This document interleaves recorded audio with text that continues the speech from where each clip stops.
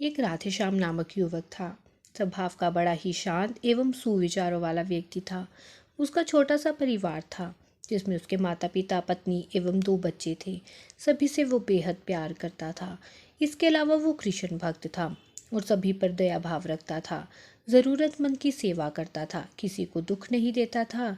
उसके इन्हीं गुणों के कारण श्री कृष्ण उनसे बहुत प्रसन्न थे और सदैव उसके साथ रहते थे। राधेश्याम अपने कृष्ण को देख भी सकता था और बातें भी करता था।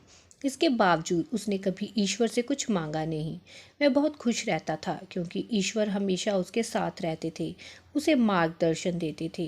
राधेश्याम भी कृष्ण को अपने मित्र की तरह ही पुकारता था और उनसे अपने विचारों को बांटता था। एक दिन राधेश्याम के पिता की तबीयत अचानक खराब हो गई। उन्हें अस्पताल में भर्ती किया गया। उसने सभी डॉक्टर्स के हाथ जोड़े, अपने पिता को बचाने की मिन्नतें की, लेकिन सभी ने उससे कहा कि वो ज़्यादा उम्मीद नहीं दे सकते और सभी ने उसे भगवान पर भरोसा रखने को कहा। तभी राधेश्याम को कृष्ण का ख्याल आया और उसने अपने कृष्ण को पुकारा। कृष्ण दौड़े चले आए। राधेश्याम ने कहा, मित्र तुम तो भगवान हो, मेरे पिता को बचा लो। कृष्ण ने कहा, मित्र ये मेरे हाथों में नहीं है, अगर मृत्यु का समय होगा तो होना तय है। इस पर राधेश्याम नाराज हो गया और कृष्ण से लड़ने लगा। गुस्से में उन्हें कोसने लगा। भगवान ने भी उसे बहुत समझाया पर उसने एक ना सुनी। तब भगवान कृष्ण ने उससे कहा, मित्र मैं तुम्हारी मदद कर सकता हूँ, लेकिन इसके लिए तुम्हें कार्य करना होगा। राधेश्याम ने तुरंत पूछा, कैसा कार्य? कृष्ण ने कहा, तुम्हें किसी एक घर से मुट्ठी भर ज्वार लानी होगी और ध्यान रखना होगा कि उस परिवार में कभी किसी की मृत्यु न हुई हो। राधेश्याम झट से हाँ बोलकर तलाश में निकल गया। उसने कई दरवाजे खटखटाए।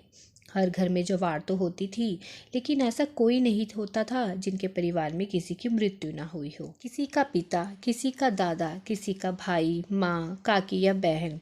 2 दिन तक भटकने के बाद राधेश्याम को ऐसा एक भी घर नहीं मिला। तब उसे इस बात का एहसास हुआ कि मृत्यु एक अटल सत्य है। इसका सामना सभी को करना होता है, इससे कोई नहीं भाग सकता और वो अपने व्यवहार के लिए कृष्ण से क्षमा मांगता है और निर्णय लेता है जब तक उसके पिता जीवित हैं उनकी सेवा करेगा। थोड़े दिनों बाद राधेश्याम के पिता स्वर्ग सिधार जाते हैं। उसे दुख तो होता है, लेकिन ईश्वर की दी उस सीख के कारण उसका मन शांत रहता है। दोस्तों, इसी प्रकार हम सभी को इस सच को स्वीकार करना चाहिए कि मृत्यु एक अटल सत्य है। उसे नकारना मूर्खता है। दुख होता है, लेकिन उसमें फंस जाना गलत है, क्योंकि केवल आप ही उस दुख से पीड़ित नहीं हैं, अपितु संपूर्ण मानव जाति उस दुख से रूबरू होती ही है। ऐसे सच को स्वीकार कर आगे बढ़ना ही जीवन है।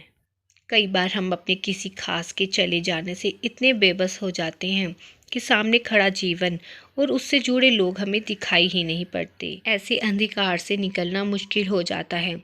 जो मनुष्य मृत्यु के सत्य को स्वीकार कर लेता है, उसका जीवन भार विहीन हो जाता है और उसे कई कष्ट नहीं तोड़ सकता।